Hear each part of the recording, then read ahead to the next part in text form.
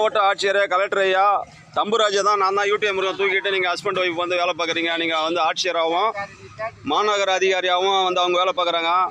ஐயா இது எனக்கு சொந்த ஒரு அனுபவம் போட்ட மண்டபத்தில் வந்து இந்த குடிக்கிறவங்களாம் வந்து பிடிச்சிட்டு பொண்ணு வச்சு ஊதுறானோ. ஸ்டேஷனில் 17 ஸ்டேஷனில் எல்லாம் போலீஸுக்காரன் குடிச்சிட்டு தான் வேலை பார்க்குறான். இந்த மண்டபத்தில் வந்து யாரும் புனல் வச்சு ஊதக்கூடாது, அங்கே வரக்கூடாது ஆள். என்ன இது அநியாயமாக இருக்க? ஒன்று சாராயம் காய்ச்சறவனா அவன் கட்சிக்காரனாக இருக்கான். 10 ரூபாய்க்கு 20 ரூபாய்க்கு சரக்கு காமிச்சு 200 ரூபாய்க்கு விற்கிறான்.